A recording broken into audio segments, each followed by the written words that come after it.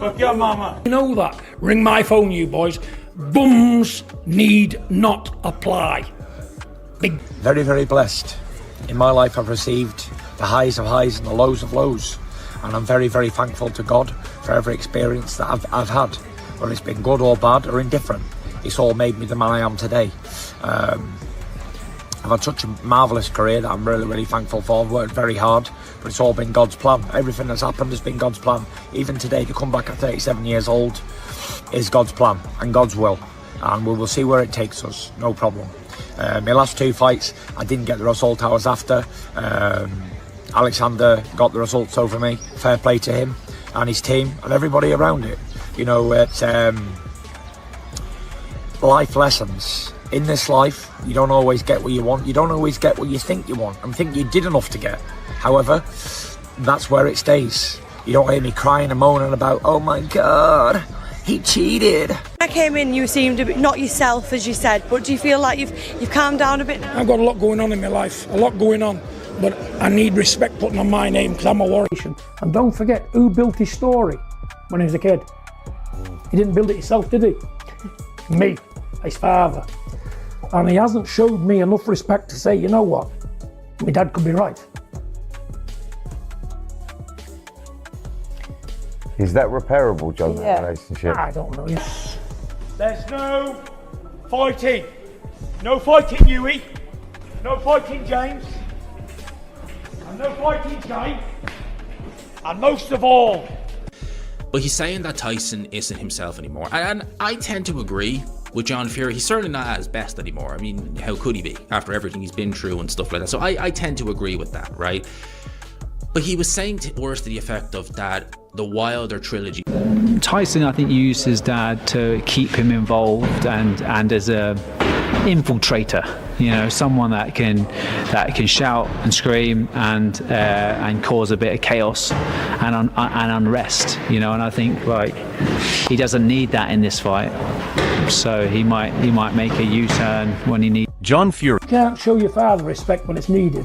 Keep going. I don't need you. I don't need him and his millions. I need nothing off him. I wish him well, but he's put those people before me, his blood father. That's hurt me like you wouldn't believe. So, they can jog on. Yeah. John Fury just publicly disowned his own son on camera during what was meant to be a normal press conference for Arslan Bekmatov. The reason behind this family fallout is unbelievable. A father openly cutting off the heavyweight world champion, shouting that Tyson Fury is no longer his own, and walking away as if everything they built together means nothing. But here's what no one else is saying. This isn't really about boxing. It's about control, money, and a father who can't accept that his son no longer depends on him. Well, whether he can take him or not, he shouldn't be taking him, and he knows that. But when he's on his A game and he boxes, he can box, he ticks all the boxes, trust me. And he's exciting as well.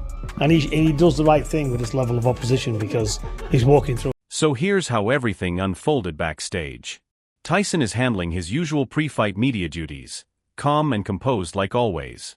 Then suddenly, John Fury starts ranting about respect, claiming he built Tyson Fury's entire career and accusing his son of being ungrateful. And this isn't just a small family dispute.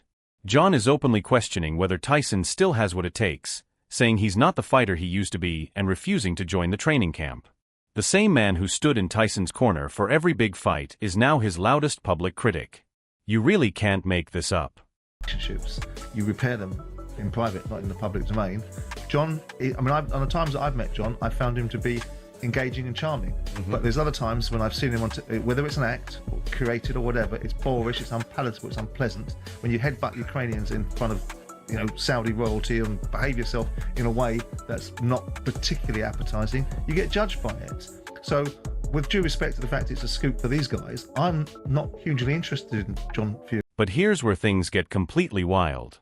John Fury is having a full meltdown while Tyson Fury just sits there totally unfazed, not even reacting. That alone tells you who the real champion is in this situation. Shane McGuigan, who has been around the Fury camp for years, revealed something major. Tyson has been treating his father more like a disruptor than an actual coach for quite some time now. Think about that. The heavyweight champion has been playing chess while everyone else thought it was checkers. He saw this moment coming and has been preparing for it mentally and strategically. Bollocks, a lot of it. Same squad, same bullshit. You're not a part of this training camp, are you? No, not at all. Yeah. I don't want it. I said, if you have him, that sugar, I'm no filter.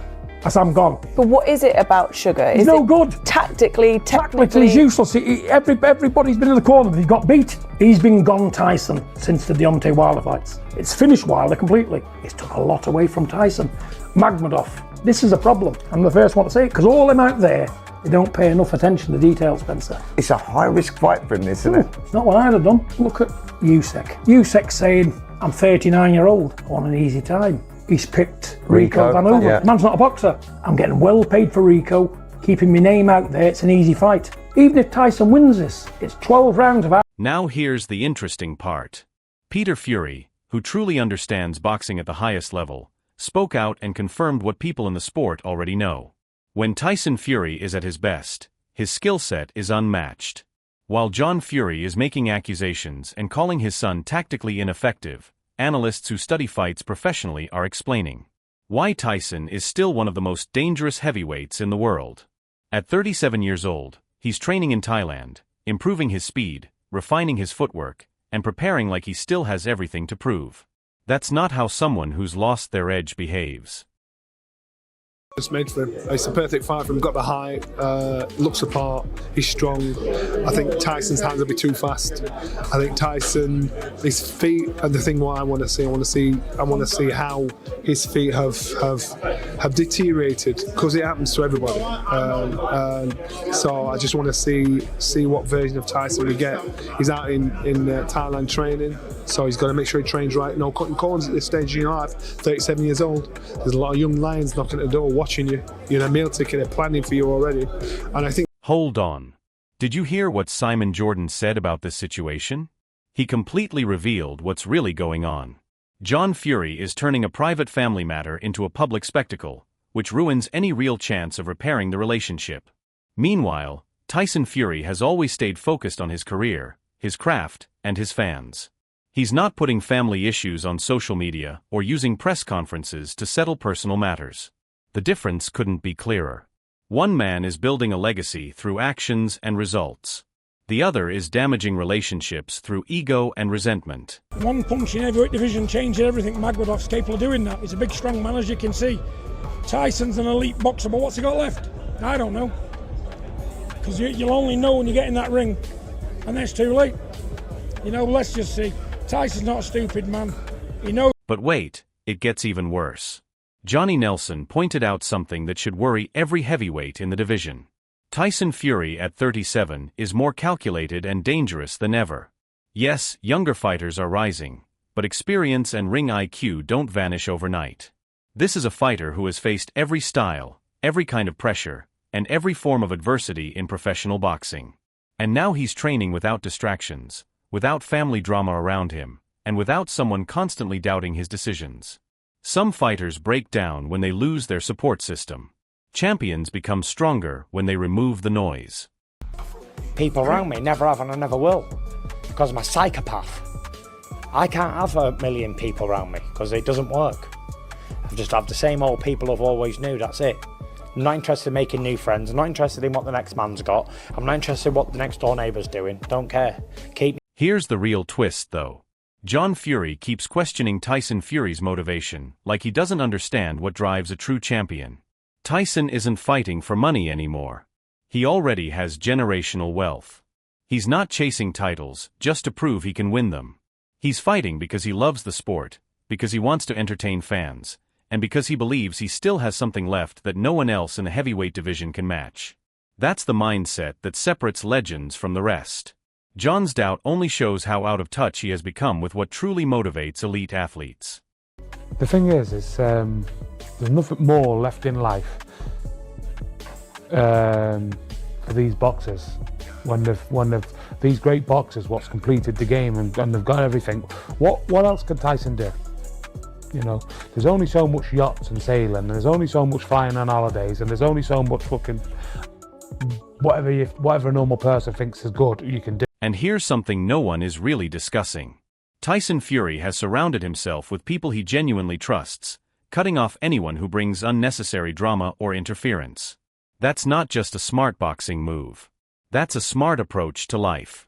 He's controlling his environment, his preparation, and his mindset in ways most fighters never figure out. While John Fury is caught up in his ego, making everything about himself, Tyson is moving like someone in full control of his own path. The independence and awareness he's showing prove why he stayed at the top of the sport for so long. You know, obviously Fury's got his own fans and people that think that he is a legend and one thing and another. Well, that's all well and good, but you've got to look at his resume. It doesn't stack up. Not to the great fighters. It doesn't stack. Look at what Shane Fury said about this situation. Even other family members can see what's really going on. Tyson Fury has already achieved everything possible in heavyweight boxing, yet his hunger for the fight is still there. That's what separates him from fighters who become comfortable after winning a few titles. Success and wealth haven't made him soft. If anything, they've given him the freedom to fight on his own terms, without outside pressure, without people trying to live through his career. John Fury's negativity is actually highlighting Tyson's discipline and focus in the most powerful way. I'm not seeing what John said, but obviously I suppose he's in a position where he knows his son, he probably knows the best version of him, and he's probably looking at him now and just feels that it isn't. I think all questions will be answered on the 11th of April, won't they? And we'll see what he's got. Now listen to this. Duke McKenzie raised an interesting point about Tyson Fury's legacy and his place in heavyweight history. While comparing anyone to Muhammad Ali might be premature, there's no denying that Tyson has achieved what most heavyweights only dream of: an undefeated record, comeback victories, defeating elite opponents, and overcoming personal struggles that would have ended most careers. His father's opinions come from bitterness and ego, but Tyson's legacy is built on domination, intelligence, and courage in the ring, where it truly matters. Here's what makes this even more intense. Fraser Clark noted that all this speculation and family drama will be settled on April 11th when Tyson returns to the ring. And Tyson thrives under this kind of pressure. He uses doubt as motivation, not distraction. While John Fury obsesses over what might be wrong with his son, Tyson focuses on preparation, execution, and proving he's still the most feared heavyweight in the division.